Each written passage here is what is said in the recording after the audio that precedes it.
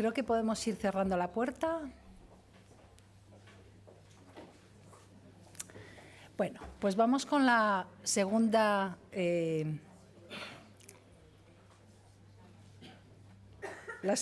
mesa de hoy, titulada Desafíos energéticos de la Unión Europea.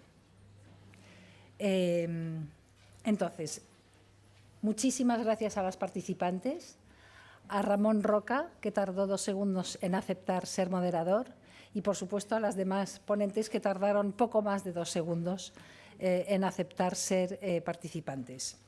Tenemos a Susana Bañares Hernández, jefa del Departamento de Estudios de Redella,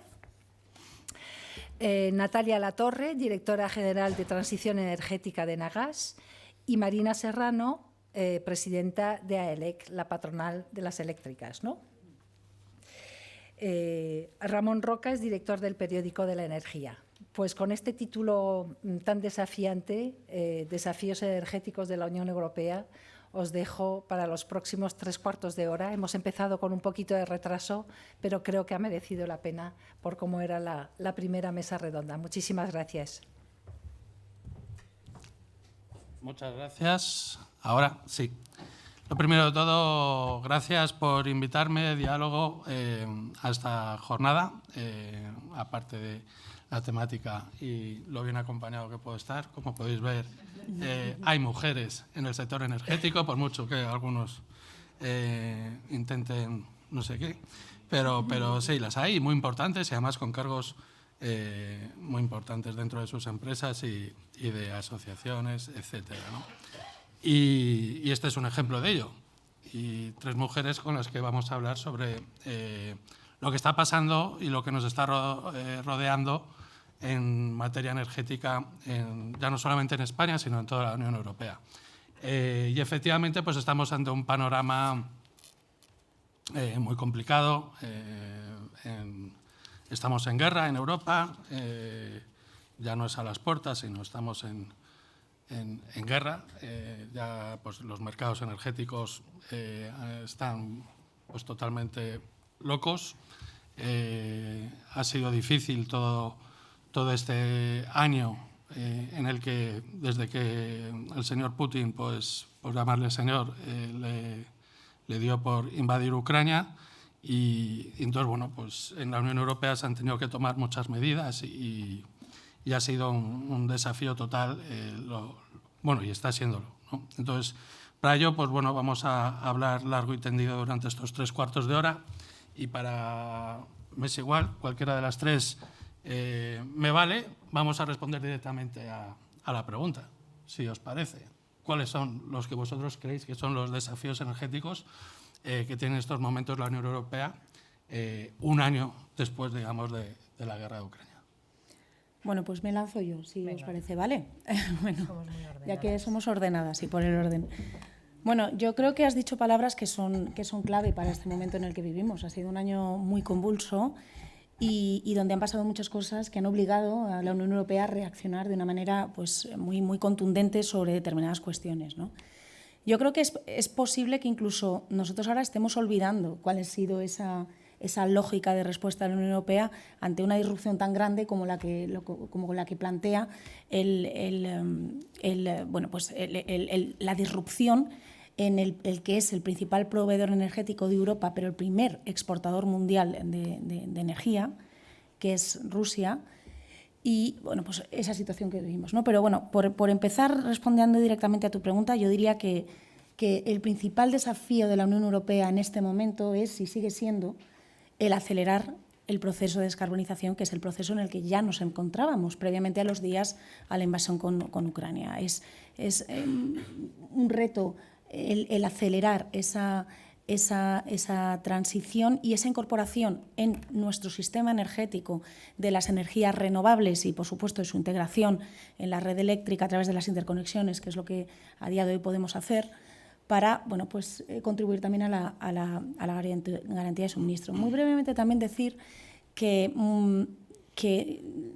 ya no tenemos duda que la crisis que hemos vivido ha representado realmente una aceleración de la transición energética, y tenemos evidencias a muchos niveles.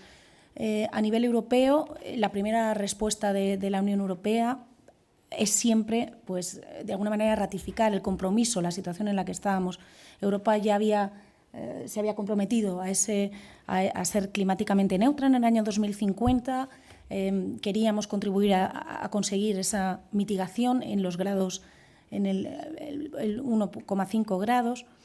Y incluso en los primeros momentos de respuesta de la Unión Europea, pues la respuesta es, oye, queremos conseguir y queremos seguir haciendo esto. No solo eso, sino que en el Repower, que yo creo que hablaremos mucho de él hoy, en el Repower una de las medidas es el incremento de la ambición de las energías renovables en la energía final, que pasa a ser de 40 a 45. Es decir, incluso en los primeros momentos Europa se ha ratificado en esa posición, ¿no?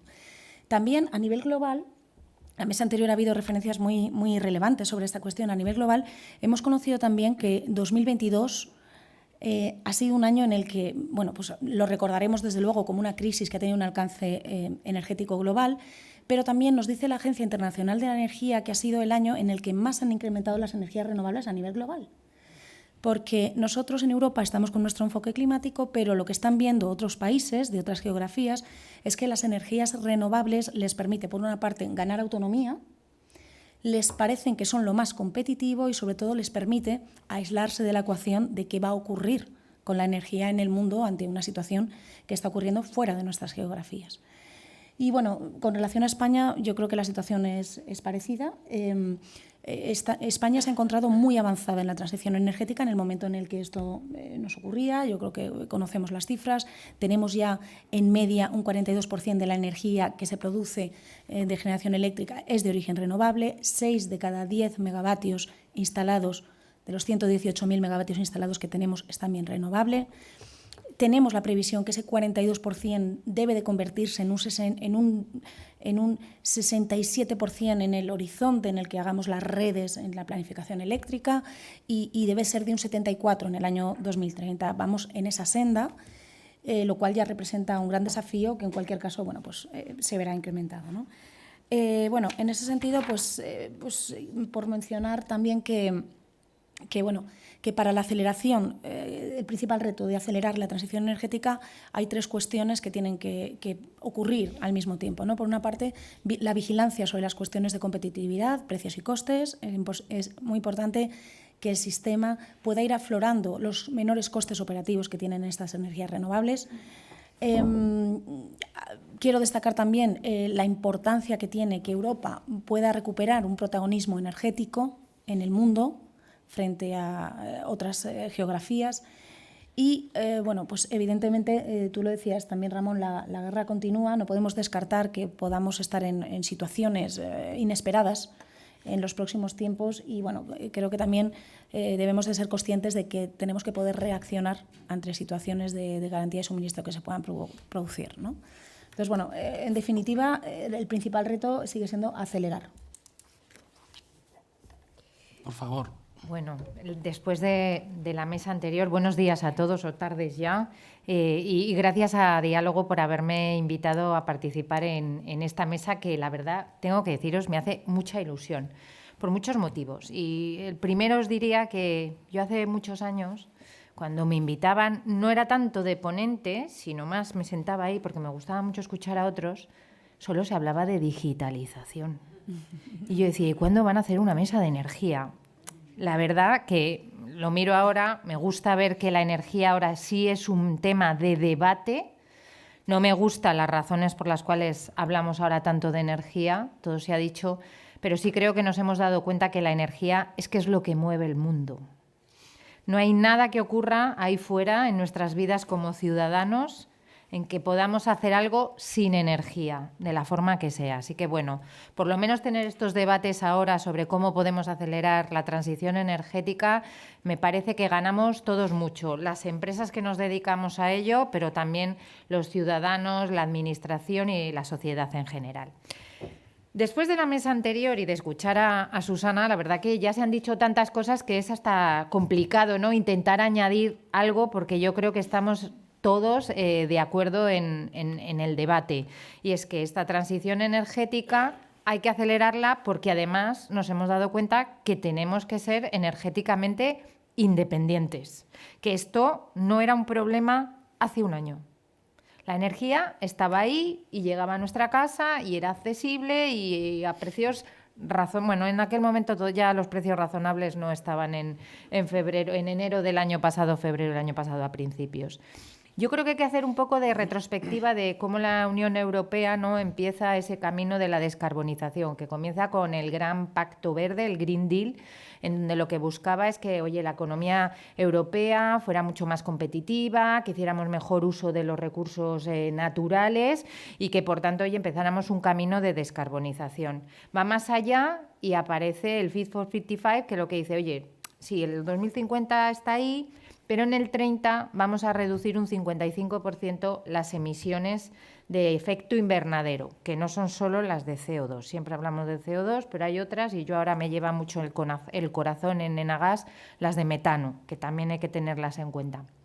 Y entonces, en ese Fit for 55 no solo hablamos de energía, es que empezamos a hablar del suelo, del transporte, la fiscalidad que se ha mencionado en la mesa anterior. Llega la invasión de Ucrania por parte de Rusia, nos damos cuenta de la vulnerabilidad que tenemos en Europa de una manera increíble. Por supuesto, tenemos una crisis humanitaria como yo no recuerdo. Y a todo ello nos damos cuenta que estábamos recuperándonos de un COVID, que es que eso ya veníamos impactados por ello y que tenemos que hacer algo. Tenemos que empezar a ser independientes energéticamente y tenemos que garantía de suministro ante todo, que esa ha sido la gran emergencia que hemos vivido durante el año 22. Cómo Europa era capaz de reponer los 130 millones de metros cúbicos de gas natural que entregaba a España por diferentes rutas. Así que la transición energética lo único que hemos hecho es acelerarla, porque la vemos como una solución a esa independencia energética, porque pasamos a usar nuestros propios recursos naturales. Entonces, ¿qué es lo primero que tenemos que hacer? Pues esos planes nacionales integrados de energía y clima que estaban en todos los países, lo primero que hay que hacer es revisarlos, porque con esos planes no llegamos a las metas y a los retos que se está marcando Europa en el medio y en el largo plazo. Y ya eso, si ya el PNIEC famoso era un reto en sí, ahora el reto hay que llevarlo más, porque hay que mejorar sobre lo que nosotros ya publicamos. Bueno, Europa, quiero decir, España y todos los países, en el año 2020, ahora tenemos que hablar de un 10% más de eficiencia energética sobre aquellos objetivos. Tenemos en Europa desplegar 385 gigas adicionales de energía renovable, es decir, hablamos que el 80% de la generación europea tiene que venir de origen renovable. Tenemos que transformar todo el sector de transporte, en la edificación tenemos que ser todavía más sostenibles. Los retos son inmensos, inmensos. Yo siempre intento ser positiva, porque creo que la voluntad está y la voluntad mueve mucho. Pero ¿qué necesitamos para que esa transición energética realmente en Europa pueda ser un logro? Y hemos mencionado, yo creo que casi todas. Yo las voy a mencionar, por si alguna no la hemos mencionado, así queda constancia. Lo primero es el observatorio de ENGIE es perfecto, porque es los ciudadanos. Los ciudadanos cada día tomamos decisiones que afectan a la forma en cómo la energía se produce, cómo la uso. Y si la uso, la tengo que producir y la tengo que transportar. Luego, las decisiones de los ciudadanos es fundamental. La segunda, se están creando nuevos tipos de ecosistemas, como es, por ejemplo, el hidrógeno renovable. El hidrógeno renovable no es más que la unión de generación renovable, y miro hacia Red Eléctrica, con la producción con agua, y produces hidrógeno que puede ir siendo alternativamente un sustituto del gas natural para sectores de la industria de difícil descarbonización, porque también hemos aprendido que no todo es electrificable, hemos ganado ahí algo. Y también puede valer el hidrógeno renovable para el transporte pesado por carretera, entre otros usos, pero eso es Lo que vamos a crear es realmente ecosistemas en donde ya no es algo que se produce en aislado, sino que los distintos sistemas energéticos van a tener que confluir y planificarse de alguna manera de forma conjunta. La tercera es la economía circular, no solo el reciclaje, es ir mucho más allá. Las empresas se nos exigirá ser cero residuos. Y para eso hay que trabajarlo. La siguiente sería atraer talento. Se ha mencionado en la mesa anterior y eso es fundamental. Las empresas energéticas probablemente de aquí al año 2030 necesitemos el doble de talento especializado y técnico en las nuevas áreas que vamos a desarrollar. Pero es que también la fuerza, los empleos que se generen en las nuevas formas de energía van a requerir del doble de empleos, 6 veces más de lo que tenemos a día de hoy. Todas las tecnologías hay que estudiarlas, es un tema de innovación, es decir, ahora la mente la tenemos que poner todos en modo creativo. El ritmo de las inversiones, se hablaba de la inversión y es que hay que invertir mucho y para eso hay que crear una seguridad jurídica a las inversiones que se hagan. Y algo que esto sí que no se ha mencionado, pero es que es muy importante la cadena de suministro. Estamos haciendo de 6 veces más uso de materias primas. Puede empezar a haber disrupciones en la cadena de suministro y eso hay que tenerlo en cuenta. Y ya la última es la regulación, que me toca de lleno, la regulación. Necesitamos un marco estable que nos permita acometer las inversiones y saber hacia dónde nos movemos. Yo desde que escribo de esta energía siempre se ha pedido eso. Marco estable, regulable, predecible, no sé qué, no sé cuánto. Yo creo que me iré al cielo y seguirán pidiéndolo. Pero bueno. Bueno, ¿y cuántas veces se ha cambiado ese marco estable con medidas disruptivas? A lo mejor por eso se pide. Pero bueno. Venga, Marina, cuéntanos tú. Bueno, buenas tardes ya a todos. Muchas gracias a Diálogo por invitarme. Muchas gracias, Loreto. Es un placer y además un placer estar en la mesa de mujeres, como ha señalado Ramón, cosa no usual, o sea que está estupendo. La energía es femenino, pero no siempre los vectores y la comunicación son femeninos. Bueno, ya se ha dicho, han hecho una descripción tanto Susana como Natalia de cuáles son los elementos en los retos que nos enfrentamos. Estábamos en una senda, la Unión Europea, ya no solo España, con unos objetivos que se amplificaron del 40% de reducción de emisiones al 55%, queriendo ser, ¿por qué? Que Europa fuera el líder en empresas de innovación y en empresas sostenibles. Y en eso irrumpe la guerra, irrumpe primero la crisis de precios en el verano del 2021 y luego en febrero del 22 la guerra de Ucrania. Es una oportunidad perdida, decía Jorge.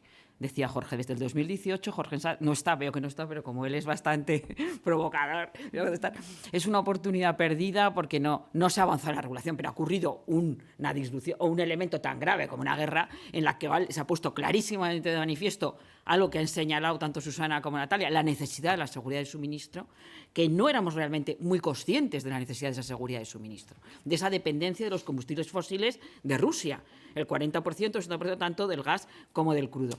Y ahí ha supuesto, eso es valorable, todos podemos valorar si es oportunidad perdida o no es oportunidad, pero sí ha puesto de manifiesto una oportunidad, y la Agencia Internacional de Energía, en ese informe que se refería a Susana, lo señalaba, se ha avanzado enormemente en el despliegue de renovables, se ha considerado, no solo estamos en nuestra senda, que ya era una senda súper retante, ¿no?, y desafiante, que es el objetivo del 55%, no solo hay que desplegar más las renovables por ese objetivo de descarbonización, sino por la autonomía, por la fragilidad energética que ha demostrado Europa, porque las renovables suponen esa producción de energía ya en nuestro país, hoy en nuestra comunidad, en nuestro territorio. Y, por tanto, sí creo que ha significado y se han adoptado muchas medidas y en muy poco tiempo.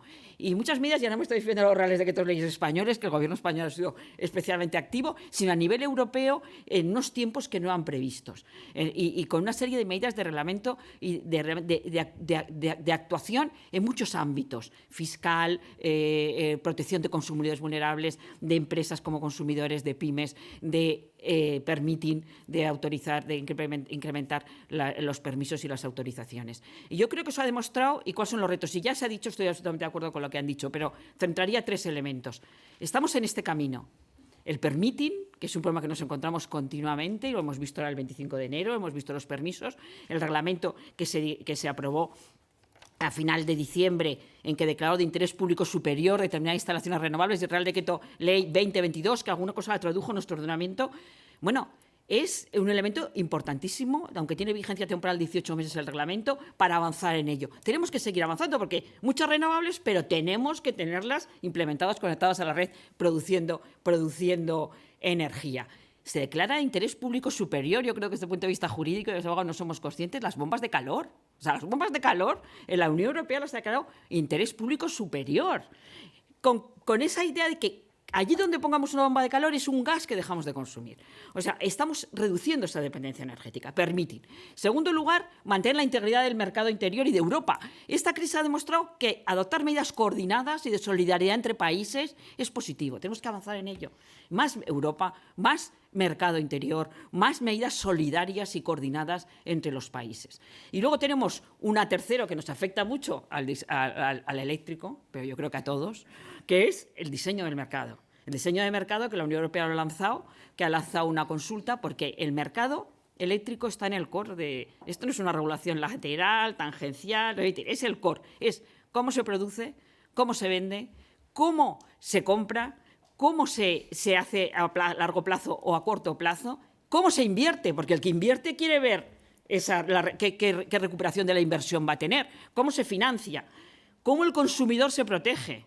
En ese sentido, por tanto, creo que estamos ante un diseño en el que tiene una enorme importancia, que tratará, creemos que lo que tiene que hacer es evitar esa volatilidad que llega al consumidor, tratar de atemperar esa volatilidad, tratar de esa volatilidad que es tan perjudicial y que en España se ha visto más con el diseño que hay del PVPC, tratar también de garantizar inversiones futuras y tratar de garantizar algo que en un mundo lleno de renovables hace falta firmeza y flexibilidad, en lo cual Red Eléctrica sabe muy bien y que por tanto tiene que permitirse esos mercados. Y tiene que permitirse algo que Jorge también decía, señales de precio, que decía también Paula. La señal de precio es absolutamente necesaria para estos nuevos negocios, estas nuevas modalidades que surgen, como es el hidrógeno, como es el almacenamiento, como es la agregación, como es la gestión de la demanda. Estamos ante un nuevo modelo y, por tanto, el cómo se fija el precio tiene una importancia radical, importantísima, y es lo que nos tenemos que dedicar este año.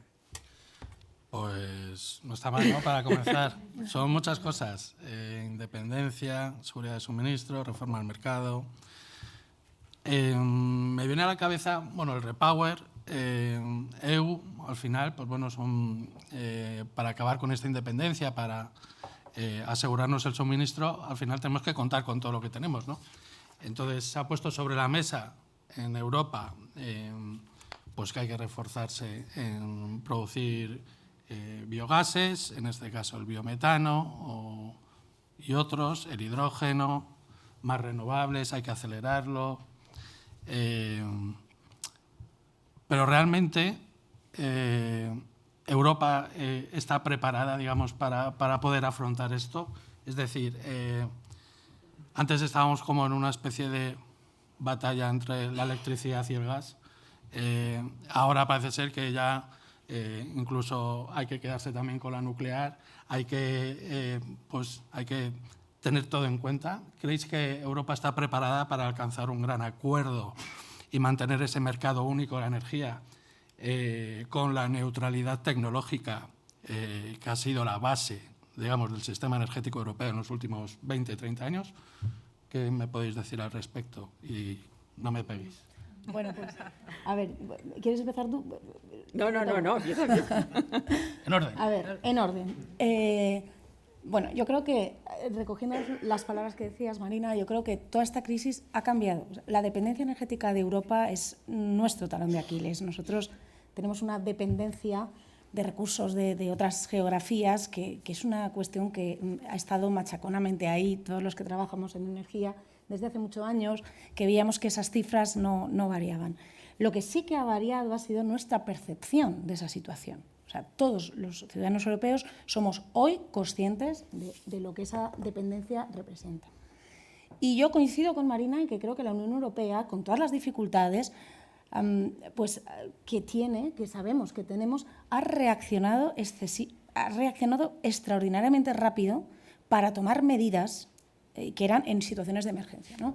Igual se nos olvida, pero las primeras medidas fueron reducir la dependencia energética de Rusia. Eso fue el Repower. Eso ya ocurre en un contexto en el que, como decíais, está el Fit for 55, está el Green Deal previamente, el Fit for 55. Ya estábamos en una aceleración. Y entonces viene este conflicto. Y además estamos en un contexto de precios altos, ¿no? Entonces, lo primero, reducir la dependencia de Rusia en 2/3 partes durante el año 2022. Que punto arriba, punto abajo, yo creo que eso se ha conseguido. O sea, a día de hoy hemos cumplido el plan del REPower de reducir la dependencia. Después de la reducción de la dependencia, ¿qué empezamos a ver en Europa? Ya estamos por el mes de mayo. Bueno, igual tenemos que prepararnos para el otoño. Las primeras medidas de vamos a almacenar gas, de eso también seguro que puedes contarnos muchas cosas. Natalia, tenemos que almacenar gas a niveles que están por encima de lo que eran los ciclos habituales, y tenemos que implementar medidas de eficiencia energética. Esto lo decidimos en verano, cuando aquí estamos todavía con tal, y se toman medidas también en España, que Marina te has referido a ellas, para preparar ese otoño, ¿no? Cuando ya estamos en otoño, el foco, una vez superado estas cuestiones, el foco es, bueno, vamos a prepararnos para la emergencia por si acaso. Plan más Security of Supply, a nivel europeo, actualización de planes de emergencia, por si acaso. Un por si acaso que afortunadamente a día de hoy todavía no hemos tenido, que no hemos necesitado, ¿no? Y luego ya vienen pues, las medidas de protección a los consumidores ante una situación que parece se prolonga con unos precios elevados, y ya pues, cuando con esas cuestiones ya se plantean debates que tienen mucho que ver con la aceleración, porque ya debates más de fondo estructural, porque el debate del mercado también ha sido avivado por toda esta situación que hemos vivido, ¿no? De alguna manera. Entonces, por tanto, confianza en que yo creo que en la Unión Europea hemos utilizado unos instrumentos que no eran instrumentos que eran conocidos, que no pensábamos que los podíamos activar tan rápidamente. Pero sobre la dificultad, si la guerra ha cambiado la percepción de la debilidad que tenemos con relación a la dependencia, la situación que estamos viviendo ahora y el consenso que en esta mesa hay, y me atrevo a decir que puede ser más allá de acelerar la transición, tiene que también cambiar nuestra percepción del sentido de urgencia en la actuación, ¿no? Y en ese sentido también, dentro de todas estas herramientas que hemos mencionado, está la cuestión del permitting, de las tramitaciones, que la Unión Europea también ha considerado que es un tema fundamental. El despliegue, nosotros nos hemos dotado de unos mecanismos que hacen que nuestras ambiciones puedan verse comprometidas por cuestiones administrativas. Por supuesto, no estoy hablando de no mantener la garantía ni medioambiental ni social, es fundamental esto, pero quizá los procesos de gobernanza de los que nos hemos dotado no nos permiten ir tan rápido, y eso sí que pienso que tenemos que tener un sentido de urgencia en revisar, ¿no?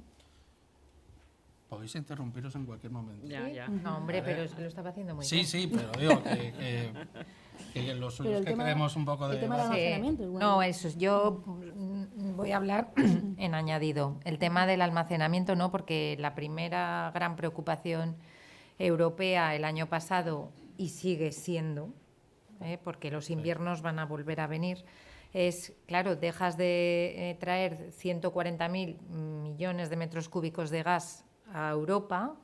El invierno aquí no es duro, es duro en el norte de Europa, donde realmente estaban llegando todos los volúmenes rusos.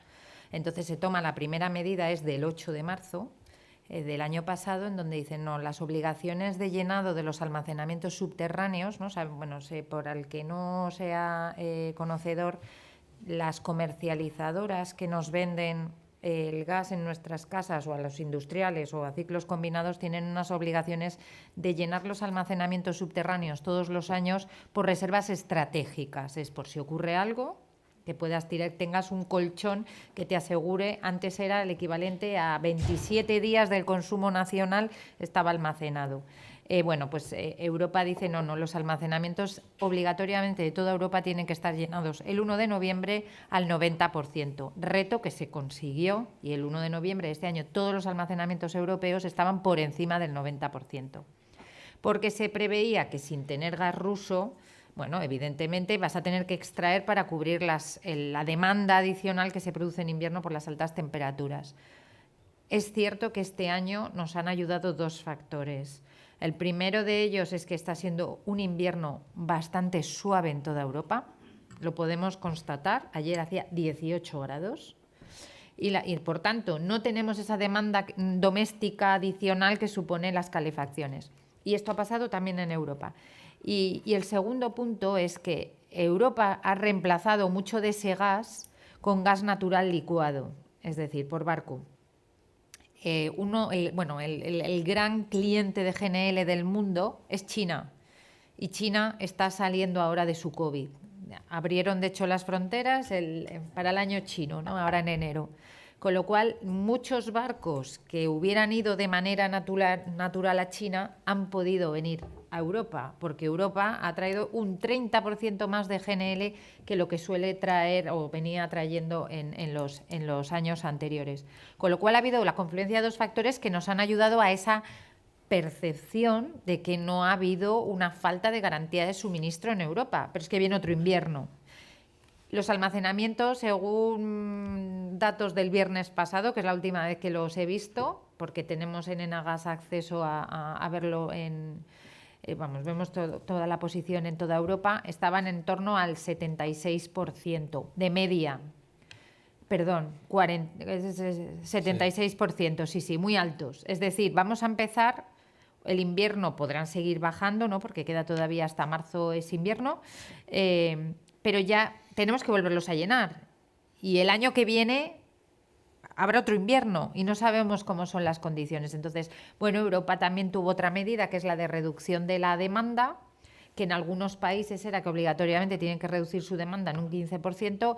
En España también nos impusieron el 15%, posteriormente se redujo porque entendieron que en España somos un poco isla, no tenemos toda la oportunidad de ser solidarios energéticamente, fluyendo gas Francia y de Francia para el norte, y porque además nuestra garantía de suministro eléctrico es muy importante el uso del gas natural, ¿no? Es el backup de las renovables y, por ejemplo, el año pasado sí hicimos bastante uso de la generación eléctrica con gas natural. Luego, para mí, todas las tecnologías tienen ahora mismo un sitio relevante en esta transición energética. No podemos ser solo renovables porque sería bastante complicado de gestionar. Entonces, el gas natural también tiene ahora mismo un lugar y no nos olvidemos, es el hidrocarburo menos contaminante. ¿Algo que comentar, Marina? No, bueno, yo creo que ya han señalado todo. Si quieres hacer otra pregunta. Bueno, no. A ver, porque hay muchas.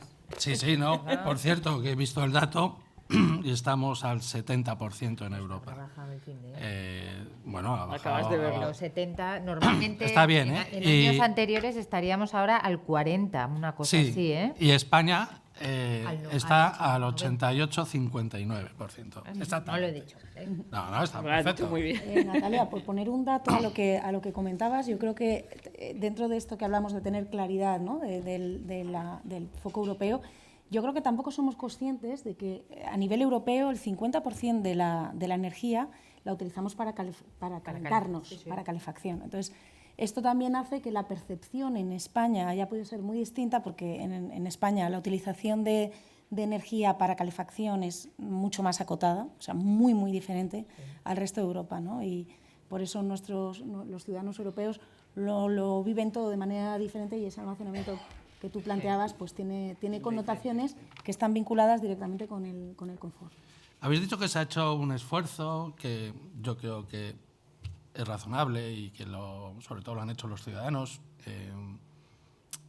pero uno tiene la sensación de que la respuesta o, digamos, la gobernanza dentro de la Unión Europea pues tiene sus pequeñas lagunas, podemos decirlo así, pues que le cuesta un poco arrancar, ponerse de acuerdo a tantos, pues puede ser a lo mejor un hándicap. ¿Cómo lo veis vosotros desde el punto de vista empresarial de que a lo mejor no se pongan de acuerdo dentro de la Unión Europea, pues léase para el nuevo diseño de mercado o pues oye, si tenemos que apoyar más unas tecnologías u otras, si estamos realmente caminando hacia la descarbonización, cómo deberíamos ir? ¿Cómo lo veis vosotros de que realmente en la Unión Europea se pueda lograr un macroacuerdo en toda esta materia? Pues yo soy positiva respecto a esta cuestión. Tenemos estos antecedentes que hemos vivido. Yo quisiera añadir, cuando comentaba que el reto que tenemos es la aceleración de la transición energética, eso es así, pero también tiene que ser de una manera coordinada, ¿no? Coordinada. La palabra solidaridad en el ámbito energético, me atrevo a decir que en el ámbito eléctrico y en el ámbito gasista, por las interconexiones, nosotros solemos decir que las infraestructuras son ya un elemento de solidaridad, ¿no? Permiten llevar las renovables de un lugar a otro a través de esas redes, interconectan países, esa es otra realidad que para nosotros es muy diferencial, ¿no? Es muy diferencial, ¿no? Yo creo que es importante también expresar que España tiene un nivel de interconexión eléctrica, y no sé si gasista, Natalia, muy por debajo de lo que son las recomendaciones, ¿no? Entonces, yo respecto a tu pregunta, pues pienso que es un reto el poder avanzar ante todas estas situaciones de manera coordinada, pero creo que nos estamos dotando de instrumentos. Próximamente vamos a tener también la presidencia española en unos meses, lo cual, bueno, pues va a volver a poner a España en el foco con este rol incipiente y esta capacidad de propuesta que estamos bueno, pues ya demostrando por distintas razones. También mencionar en este contexto de España-Francia que hace 2 semanas tuvimos una cumbre hispano-francesa, y si veis la declaración de esta cumbre, pues hay una apuesta clarísima. Por supuesto, el H2Med es un elemento que forma parte, pero también la agilización de la tramitación de las interconexiones eléctricas, sabéis, Golfo de Vizcaya, volver a plantear las transpirenaicas e incluso, en la declaración, una posible línea eléctrica en paralelo al H2Med, ¿no? Entonces, bueno, yo creo que esos son ejemplos muy concretos. Sé que tu pregunta era de Europa y no solo de España, pero Francia son nuestros vecinos. Iba a ser la siguiente. Va a ser la siguiente. Bueno, no pasa nada. Francia son nuestros vecinos. Bueno, te contesto. Efectivamente, creo que en este periodo después de la guerra se ha demostrado que se han adoptado medidas rápidas coordinadas en Europa. O sea, yo creo que ese periodo de una directiva que tardaba 7, 8 años, lo que costaba tal, yo creo que esto ha demostrado que era una situación absolutamente excepcional. ¿Quién pensaba que iba a haber una guerra? Pues nadie, ¿no? Entonces, yo creo que ha demostrado la coordinación y la solidaridad, que es muy importante, la solidaridad energética entre los países. Y pensemos, todos efectivamente tenemos un nivel bajo de interconexión, pero pensemos en Centro Europa, en los países europeos, o en Francia, que está absolutamente interconectada. Bueno, y por tanto, creo que es muy importante. Y creo que es muy importante avanzar en ello. Dices tú, son muy diferentes, llegaremos a un consenso. Hay que intentar ese consenso. Efectivamente, los sistemas son diferentes, pero lo que se debería evitar es por intentar hacer y ahora estoy pensando en el diseño de mercado fundamentalmente, por intentar hacer algo simple, fácil, rápido y a final de año, cuando acaben las medidas excepcionales, encontremos que cada país pudiera hacer un poco lo que quisiera y eso llevaría a una fragmentación del mercado. Eso no debería ser, es uno de los riesgos en los que no se debería incurrir, uno de los que podríamos tener en caso de querer avanzar un elemento tan importante y tan significativo como es ese. Yo creo que los países hemos llegado desde el año 96, primera directiva de mercado interior, en el 98 directiva de gas, de hidrocarburos, hemos hecho un largo camino para conseguir la casación, cómo se hace el mercado, cómo se fija el precio, el diario, el intradiario, cómo en el mismo modelo, con el mismo algoritmo, a la misma hora, en todos los países. Ese esfuerzo hay que seguir. O sea, lo que no podría ser es ahora ir un poco para atrás o dispersarnos, porque es uno de los elementos que ha permitido el estado también de renovables y de que nuestras empresas eléctricas sean competitivas. Y aquí tenemos un ejemplo con Engie en diversos países europeos. O sea, es un elemento que tendremos que conseguir ese consenso, Ramón, y si no lo conseguimos, no será bueno. Y yo creo que se podrá conseguir. ¿Quieres comentar algo? Bueno, yo sí, ahora voy a entrar un poco solo del mundo gasista.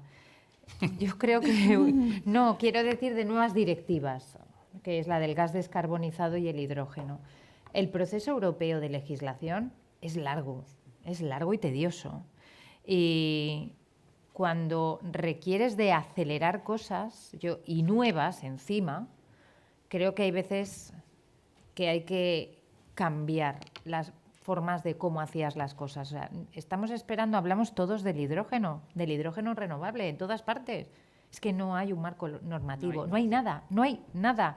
Y están pidiendo a las empresas que apuesten por algo cuando no sabes las condiciones de contorno, porque ya solo pedimos las condiciones de contorno. Ahora entramos en fase de los famosos trílogos. Pues que llevamos 2 años hasta que hemos llegado a los trílogos y a ver cuánto tiempo nos lleva el que salga una directiva. O sea que yo creo que Europa tiene voluntad, pero la aceleración creo que tiene que ser para todos, no solo para las empresas o los ciudadanos. Nos queda muy poco tiempo y como decía, la otra pregunta era el caso de España. En ¿en qué creéis dónde tendría que acelerar España en esta transición energética para ser solidarios con el resto de la Unión Europea y posicionarnos también como una de las grandes potencias energéticas?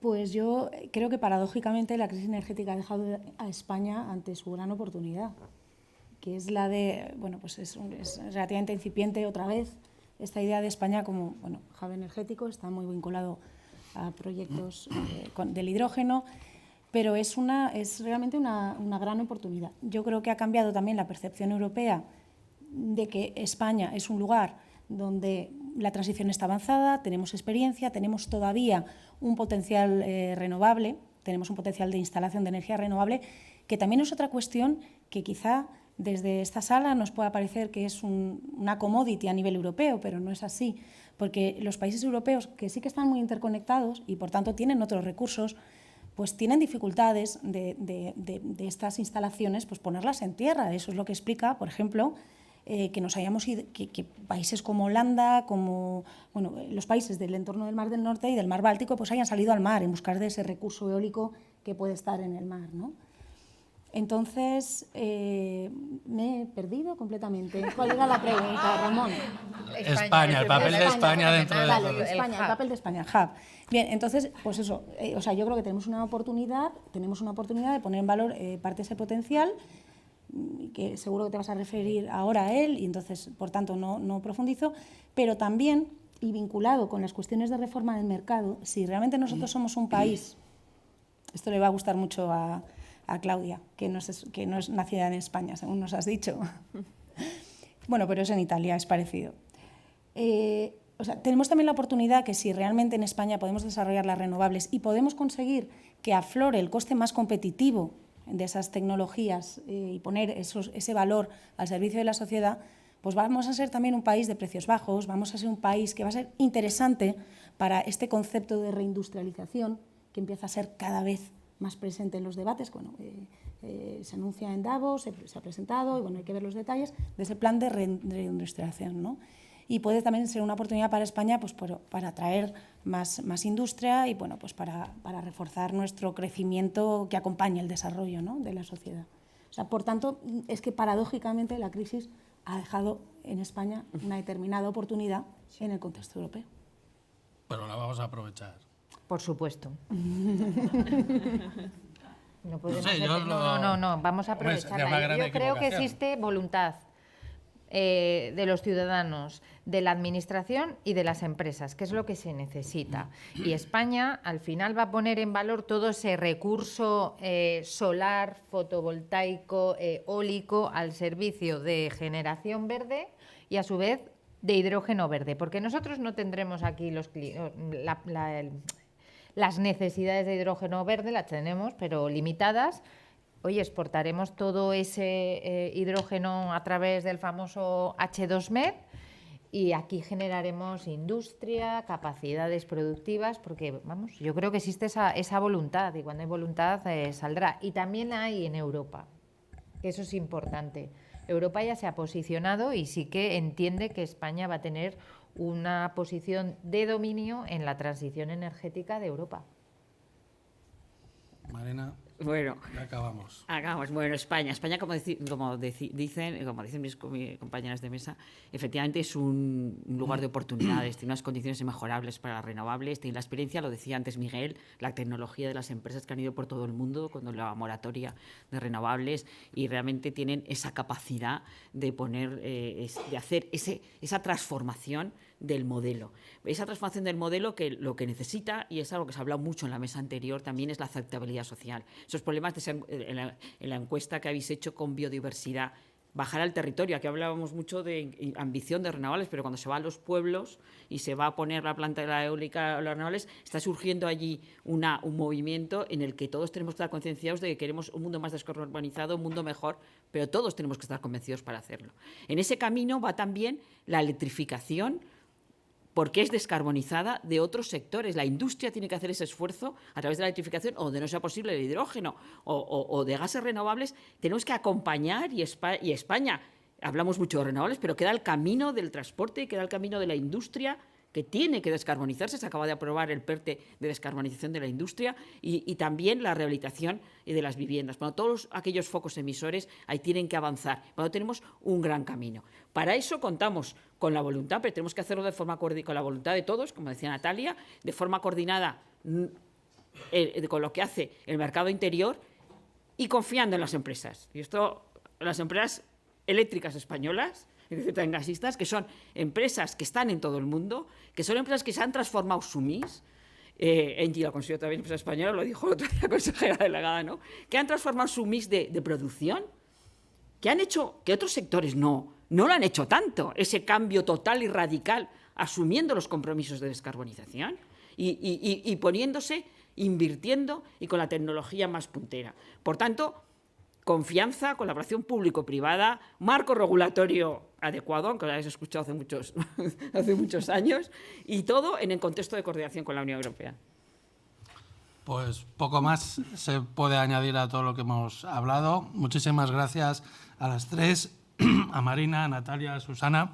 Vamos a dar paso ya a Silvia para que haga la clausura del acto. Muchas gracias. Pues efectivamente.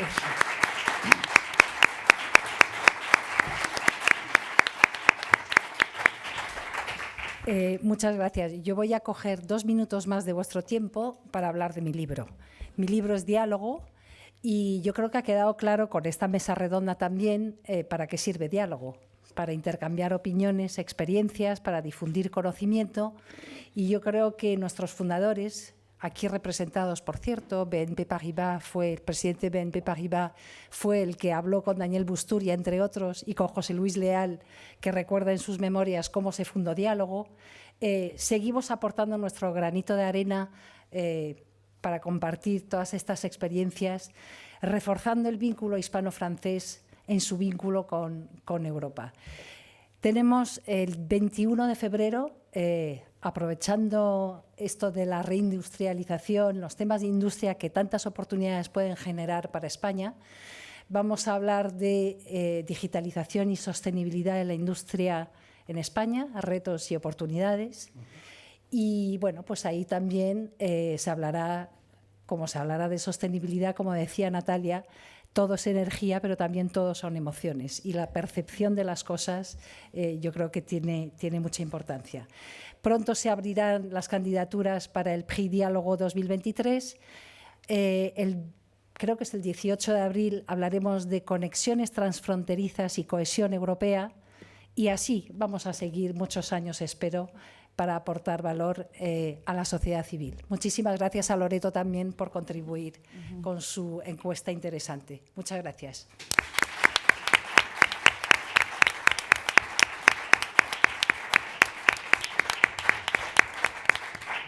Bueno, por cierto, los que quieran hacerse socios de Diálogo, que miren nuestra página web, que ahí vienen todas las instrucciones.